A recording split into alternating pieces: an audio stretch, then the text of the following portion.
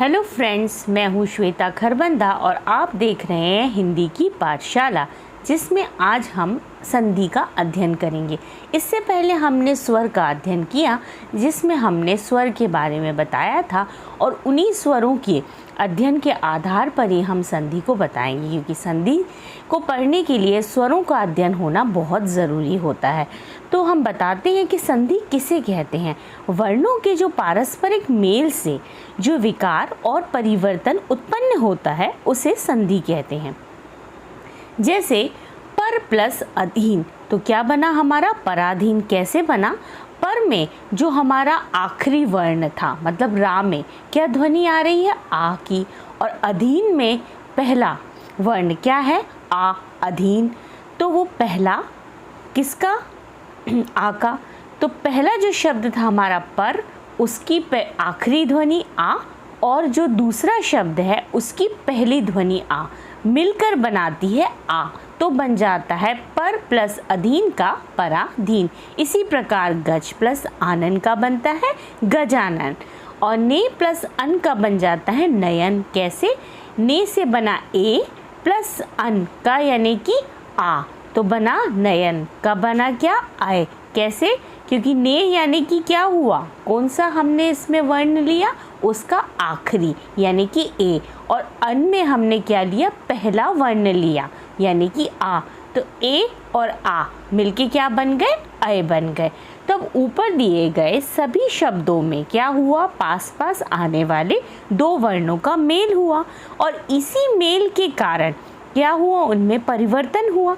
जैसे हमने देखा कि प्रथम शब्द का अंतिम वर्ण और दूसरे शब्द का पहला वर्णों के बीच में क्या हुआ? मेल होने से एक परिवर्तन आया, और यह क्या कहलाती है? संधि है। अब जो निकटतम वर्णों के मेल से होने वाले परिवर्तन को हम क्या कहते हैं? संधि कहते हैं। संधि के भेद पढ़ते हैं हम। संधि के 3 भेद होते हैं। पहला होता है स्वर संधि, दूसरा होता है व्यंजन संधि, तीसरा कहलाता है विसर्ग संधि। तो हम आज पहले पढ़ेंगे स्वर संधि के बारे में, कि स्वर संधि जो होती है उसके भी 5 भेद होते हैं। तो पहला जो होता है वो दीर्घ संधि, दूसरा गुण संधि, तीसरा वृद्धि संधि, चौथा यण संधि और पांचवा अयादि संधि। तो पहला दीर्घ संधि किसे कहते हैं? जब ह्रस्व या दीर्घ यानी कि आ, ई और ऊ के बाद क्रमशः ह्रस्व या दीर्घ आ, ई, ऊ आए और उन दोनों में क्या हुआ? मेल हुआ, तो दीर्घ जो था वो आ, ई और ऊ हो जाता है, जो कि हमने आपको स्वर में पढ़ाया था कि प्रकार बताए थे, जिसमें ह्रस्व और दीर्घ के बारे में बताया था। उन्हीं दोनों यानी ह्रस्व और दीर्घ जो थे, उन दोनों का जब मेल होता है तब एक नया इनमें क्या हुआ? परिवर्तन हुआ, तो वो क्या बन गया? आ, ई और ऊ हो जाते हैं, यानी कि दीर्घ हो जाते हैं। तो इसीलिए इसे हम दीर्घ संधि कहते हैं। इनके उदाहरण देखते हैं। जैसे कि आ प्लस आ, 2 ध्वनियाँ हैं आ और आ की, जिससे क्या बना? आ बना, यानी कि जन प्लस आभाव इज इक्वल टू क्या बना? जना भाव। कैसे? क्योंकि जन का क्या लिया हमने? दूसरा वर्ण ना। ना में क्या आ रही है? आ की ध्वनि आ रही है, और दूसरा जो शब्द है हमारा उसका पहला वर्ण क्या लिया हमने? अभाव यानी कि आ, तो क्या बना?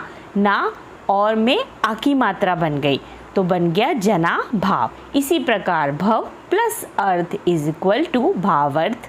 अब अगला देखिए, आ प्लस आ इज इक्वल टू आ, मतलब आ ध्वनि और आ की मात्रा आ मिलकर भी क्या बनाते हैं? आ बनाते हैं। देव प्लस आलय क्या बना? देवालय। हिम प्लस आलय से क्या बना? हिमालय। इसी प्रकार जब आ और आ मिलके भी क्या बना देते हैं? आ ही बना देते हैं। रेखा प्लस अंश से क्या बना? रेखांश। सीमा प्लस अंत से बना सीमांत। इसी प्रकार आ और आ मिलकर भी क्या बनाया? आ बनाया, जिसमें वार्ता प्लस आलाप यानी कि वार्तालाप। दया प्लस आनंद यानी कि दयानंद। आपने देखा दोनों में आ की मात्रा लगी हुई है, वार्ता में भी आ की मात्रा है और आलाप में भी आ की मात्रा है, तो दोनों मिलकर भी आ की मात्रा ही बना रही हैं, तो वार्तालाप बना। इसी प्रकार दया प्लस आनंद में भी यही हुआ है। दया यानी कि जो दूसरा वर्ण था पहले शब्द का वो भी आ बना, और जो हमारा दूसरे शब्द का पहला वर्ण था वो भी आ था, इसलिए जाके हमारा जो बना वो भी आ बना, तो वो हुआ दयानंद। अब अगला देखते हैं हम। आ के बाद आता है ई। ई प्लस ई इज इक्वल टू ई बना, मतलब दीर्घ बना, बड़ा बना ना। रवि प्लस इंद्र क्या बना? रविंद्र।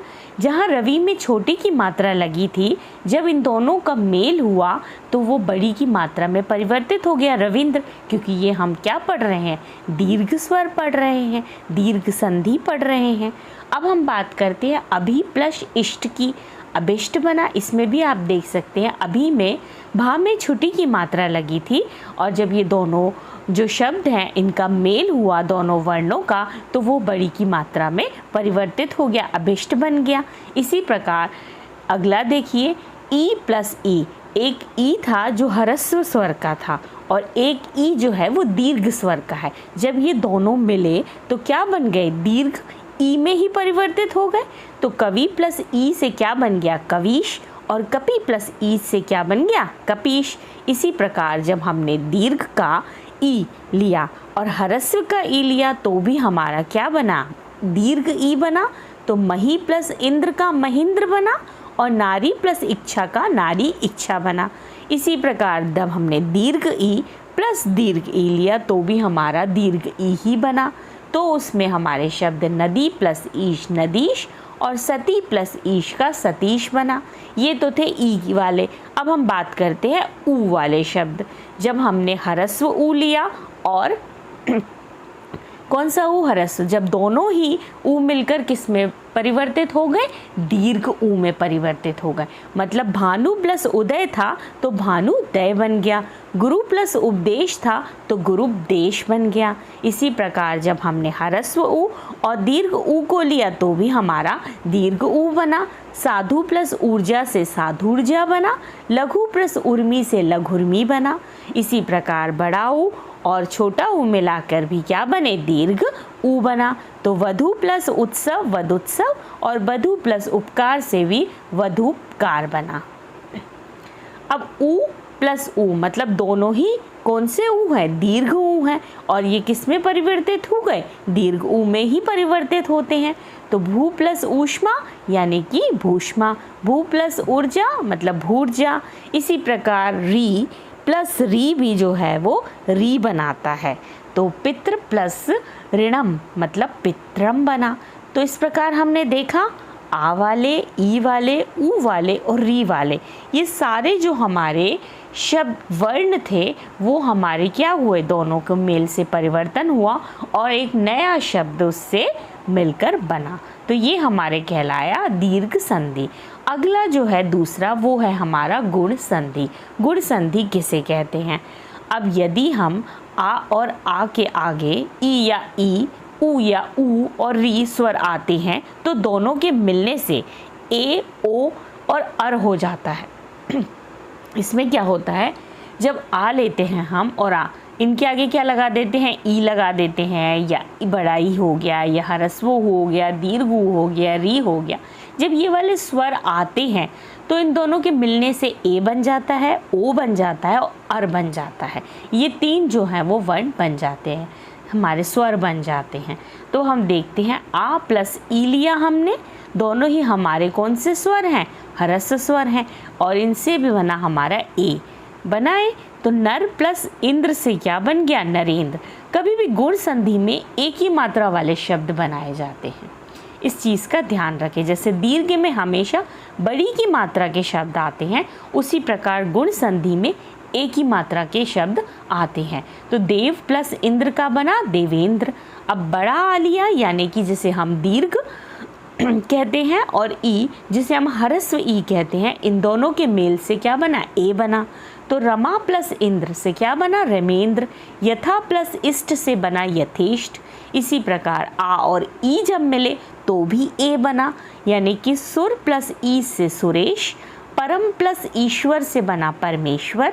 इसी प्रकार अगला है आ और ई यानी कि दोनों ही दीर्घ हैं और उससे भी ए बना, यानी कि महा प्लस ईच से महेश, उमा प्लस ईच से उमेश। अब अगला देखते हैं हम आ प्लस ऊ वाले शब्द। अभी तक हमने आ और ई वाले शब्द देखे थे, अब हम आ और ऊ वाले स्वरों को देखते हैं। जब आ और ऊ मिलके ओ बना देते हैं, यानी कि भाग्य और उदय को भाग्योदय बना दिया, सूर्य प्लस उदय को सूर्योदय बन गया। इसमें हमेशा ओ की मात्राएं दिखाई जा रही हैं। आ प्लस ऊ से क्या बना, ओ बन गया, यानी कि महा प्लस उत्सव से क्या बन गया, महोत्सव। महा प्लस उदय से क्या बना, महोत्सव। आ और ऊ से बन गया ओ, तो गंगा प्लस उर्मी गंगोर्मी, दया प्लस उर्मी दयोर्मी।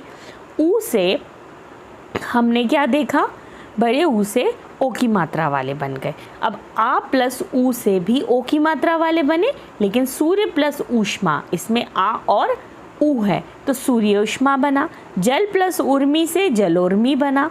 और तीसरा पार्ट आता है हमारा आ प्लस री से क्या बनता है, अर बनता है, तो महा प्लस ऋषि यानी कि महर्षि, ब्रह्म प्लस ऋषि ब्रह्मर्षि।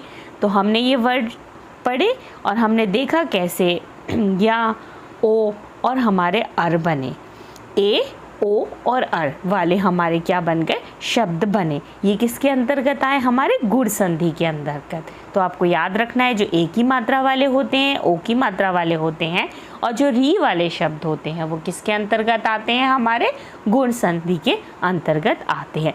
तीसरा जो हमारा वेद है वो है वृद्धि संधि।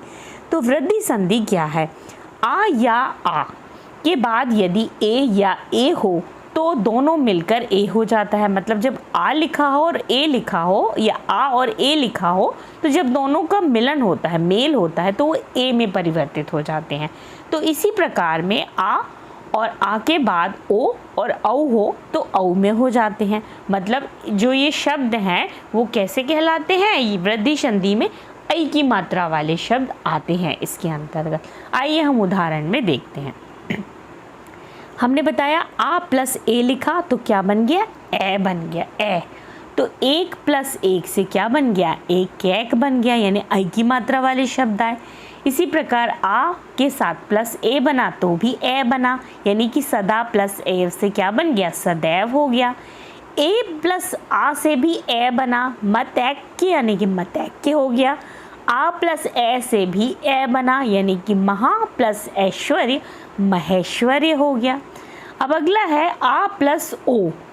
आ प्लस जब ओ मिलके बनते हैं तो औ में परिवर्तित हो जाते हैं। मतलब परम लिखा प्लस ओज लिखा तो क्या बन गया, पर मौज हो गया। आ प्लस औ भी हमारे क्या बनाते हैं, औ ही बनाते हैं। परम प्लस औषध से क्या बन गया, पर मौषध बन गया। आ और ओ जब मिले तो भी औ बना, मतलब महा प्लस ओज से महोज हो गया। आ और औ मिलके बने तो भी औ बना, मतलब महा प्लस औषध से महौषध हो गया। तो ये सारे जो शब्द थे हमारे, ये किसके अंतर्गत आए, हमारे वृद्धि संधि के अंतर्गत। अब हमारा अगला जो है वो है यड़ संधि। चौथा वेद जो है वो कौन सा है, यड़ संधि का है। यदि हम देखें ई और ई, ऊ और ऊ, यहाँ पे छोटा ई यानी कि ह्रस्व ई और दीर्घ ई आएगा, फिर ऊ और ऊ आएगा, और री के बाद कोई भिन्न स्वर आए, मतलब इनके अलावा भी कोई और स्वर भी आए तो वो ई या हो जाते हैं, और ऊ वाले जो शब्द होते हैं वो वा हो जाते हैं, और री जो है वो रा में परिवर्तित हो जाता है। तो इनको स्वरों को आपको याद जरूर रखना है कि कौन से वर्ण स्वर जो हैं वो किस में परिवर्तित हो जाते हैं। मतलब ई जो है और आ जो है, जब ये दोनों मिले तो या में परिवर्तित हो गए। मतलब अति प्लस अधिक लिखा है तो किस में परिवर्तित हो गए, ये या में, तो क्या बन गया, अत्यधिक हो गया। इसी प्रकार ई प्लस आ वाले जब शब्द स्वर है वो या में आ की मात्रा वाले यानी कि या बना, तो इति प्लस आदि का इत्यादि बन गया। और ये जो यड़ संधि वाले शब्द होते हैं ये आधे वर्ड, आधे शब्द का प्रयोग इसमें आता है अधिकतर। ई प्लस आ जब हमने लिया तो भी या बना, यानी कि देवी लिखा, और प्लस आगमन लिखा तो क्या बन गया, दिव्यागम हो गया। ई प्लस ऊ से यू बन गया, यानी कि प्रति प्लस उत्तर से क्या बन गया, प्रत्युत्तर। ई प्लस ऊ यानी कि यू बना, नी प्लस ऊन न्यून हुआ। ई ए से ए बन गया, प्रति प्लस एक से प्रत्येक बना। ई प्लस ए से ए बना, देवी प्लस ऐश्वर्य से दिव्यैश्वर्य बना। अगला बनाते हैं हम ऊ वाले शब्द से।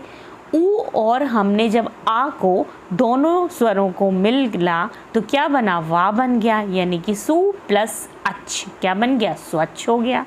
ऊ प्लस आ से भी वा बना, सु प्लस आगत से क्या बना, स्वागत। ऊ प्लस आ से क्या बना, वा। भू प्लस आदि से क्या बन गया, भवादि। ऊ प्लस ई से बना वी, यानी कि अनु प्लस इति से बना अन्विति। ऊ प्लस ए से बना वे, मतलब अनु प्लस ऐषण से बना अन्वेषण। अब री प्लस आ से बन गया रा, यानी कि पित प्लस अनुमति तो बन गया पितृनुमति। अब री जो था प्लस आ से बना रा, यानी कि मात्र आज्ञा तो क्या बन गया, मात्राज्ञा। तो ये सारे शब्द किसके थे, हमारे यण संधि के। अब हम बात करते हैं पांचवा जो है हमारा, वो है अयादि संधि। अयादि संधि किसे कहते हैं, ए और ए, ओ और औ के बाद कोई अन्य स्वर आता है तो इनका क्रमशः अय, आय और अव और आव में परिवर्तन हो जाता है। समझ गया। अब जब ए वाले शब्द हो चाहे ए वाले शब्द हो, ओ वाले हों या औ वाले हों, तो इनमें जब कोई भी स्वर आ जाए, ठीक है, तो क्या कर देते हैं, अय, आय, अव और आव में परिवर्तित हो जाते हैं। कैसे, देखिए, ए लिखा हमने और उसके साथ प्लस आ लिखा तो किस में परिवर्तित हुआ, अय में। तो ने लिखा यानी कि ए वाला शब्द बना और अन यानी कि आ वाला तो किस में परिवर्तित हो गया, अय में। तो ने प्लस अन से बन गया नयन। इसी प्रकार ए प्लस आ से क्या बना, आय बना, यानी कि गे प्लस अक से क्या बन गया, गायक। और ओ प्लस आ से क्या बना, अव तो बन गया पो प्लस अन से पवन। ओ प्लस आ से क्या बना, आव, यानी कि पो प्लस अक से क्या बन गया, पावन। ओ प्लस ई से क्या बना, आव, यानी कि नौ, प्लस एक से क्या बन गया, नाविक। और ओ प्लस ऊ इक्वल्स टू क्या बना, आवू, यानी कि भौ प्लस उक यानी कि भावुक। तो ये क्या थे हमारे संधि, कौन सी संधि, स्वर संधि, जिनके हमने ये 5 प्रकार पढ़े। के धन्यवाद।